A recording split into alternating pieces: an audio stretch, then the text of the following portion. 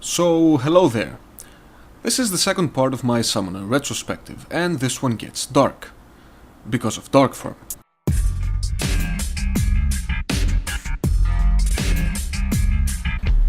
So I did mention that Darkform had massive implications. To illustrate that point, I'll need to explore Darkform in more depth than simply going over its description and discussing how well or how badly it was integrated into the Summoner class. For those who may want to skip the backstory and get right into the meat of things, feel free to skip roughly to the middle of the video. There will also be a timestamp on the screen and the comments for easier reference. The rest of you, get comfortable. Let's trace Darkform's origins then, before returning to the TC timeline. It should be undisputed that Flagship's ambitions were vast. One could argue that the scope of their ambitions gave birth to all the fun, positive, endearing aspects of an otherwise unfinished game. The ones that allow it to still have a following in 2019. It's this willingness to push the limits that perhaps made Flagship initially design 9 classes instead of 6. The 3 unreleased classes boasted very unique gameplay, each in their own right. Recon would be a knife-wielding hunter that relied on charged attacks and stealth. The Exemplar would be a minion-based Templar, one who would rely on their squire, in a similar way to engineers and their drone. Lastly, the Metamorph would be a shapeshifter Kabalist, one who would have 3 forms, each with their own skill set and gameplay. Having massive pressure and a sizable workload in their hands even before the game's release, it should be only understandable why Flagship eventually scrapped those 3 classes before the final game. Even after the game was launched, Flagship did face a very tumultuous set of circumstances. Those would be too many to properly list though, and some are still shrouded in speculation. They're also of secondary importance in this discussion, to be fair, so if you're interested in this subject, I'd highly recommend watching Not Forgotten by Indigo Gaming and Death of a Game by Nerdslayer. Regardless, by the time of the Abyss expansion, Flagship had already spread themselves too thin. Rebalancing and polishing the multiplayer game, importing said changes into the single player as patches, all while also working on new content. There are even claims that Flagship had already started working on blueprints for the Tokyo expansion, all while still having the Abyss in their hands. So one area of the game that could be expanded on at the same time as everything else, of course, was skills. The Abyss Test Center, abbreviated as TC, would be where such changes would take place first. From builds 1 to 4, with 4 being the last one to ever be seen outside of Flagship's staff circles, massive class changes would take place and new skills would be added. Some would be made specifically to address shortcomings of particular classes, such as Templar Restoration for Blade Masters. Others would be made to augment and or diversify an existing playstyle or mechanic, such as Aura Stability for Guardians. Summoners are a different matter though, and this is where it's all connected. Flagship chose to add 3 skills to each class. In this vein, it's my assumption that they didn't have the time or resources to simply create 18 new skills from scratch. Instead, they created some of them and recycled some that were either previously unused or designed for unreleased classes. So skills that were in stock were, among others, Summon Bonewall and Summon Flame Serpents. Kabalists were both in need of 3 skills each, but unfortunately few others made sense as evoker skills. So what would presumably be good fits for summoners were given to evokers. Bonewall was inserted into the Bone Tree, Flame Serpents became Spectral Serpents and was inserted into the Spectral Tree. Lastly, they created a passive skill that augmented Arcane Shield, Arcane Resilience. Passives don't generally require as much work, so that would solve the problem of having to add 3 skills without pouring in exceptional work. Summoners were then left with few options though. There still was Command Laser, which would direct one's minions to a specific target, a passive skill for the Reaper, and other options that would likely make sense thematically. But as good as those were in theory, they would never match the power of other skills that other classes got. So coupled with those circumstances was the endgame state of summoners, as outlined in the previous part of this analysis.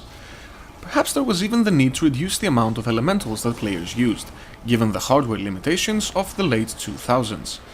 It's my belief then that Flagship eventually chose to tackle all of those issues at once, by rebranding 3 skills of the Metamorph class and giving them to summoners. Zombie Form, Zombie Lord, and Zombie Sacrifice became Dark Form, Dark Lord, and Dark Offering, and they were inserted into the Necromancy tab. What this did for the class was massive, as it changed everything. in theory. Darkform transformed the user into a demonic entity. This form would replace regular focus item attacks with melee attacks, and would provide a health bonus. It would also have its melee damage boosted by strength, while movement speed and attack speed would be boosted by accuracy. Summoners now had not one, but two attributes that increased their damage. Strength now increased base damage, accuracy increased attack speed. But Darkform was a melee skill at its core, so stamina was also needed for survivability, and minions still required power, and thus willpower, to employ. This made Darkform summoners the one class in the entire game that had a good use for all four attributes.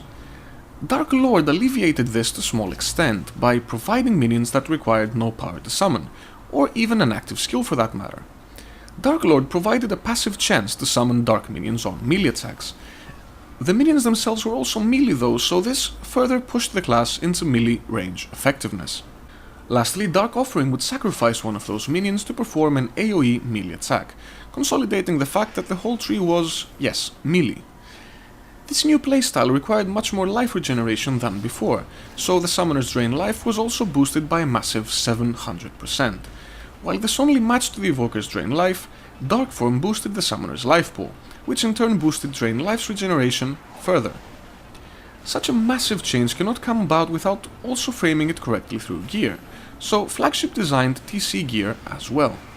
They probably intended to design new gear anyway, but Kabalist gear does have a curious place among the TC sets, and it does seem to have been massively influenced by Darkform, or rather the need to make it work.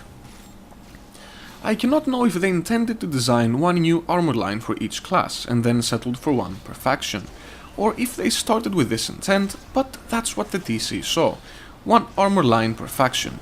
In the case of the Kabalists, this was the Feral line. Feral gear would provide, among others, base critical chance, increased damage, minion stats, and melee attack speed. But it would also come with a power point penalty. So my assumption here would be that they did want to provide Kabalists with an attribute that increased damage, accuracy. Critical builds would rely on critical damage after all, which accuracy boosted. That did come with counterbalance measures though. Both classes would now require more willpower to make up for the power loss that came with Feral gear. Darkform summoners specifically also used Drain Life more, since they now were more often in harm's way, and Drain Life also had its power cost increased by 50%. Most importantly, critical chance multiplier affixes would be scaled down by 67%, to ensure that neither Kabalist class could push too far into critical builds. Except they could. That's in no small part due to Kabalists also getting 3 new focus item lines: Glyph Shards, Blood Shards, and Rip Shards.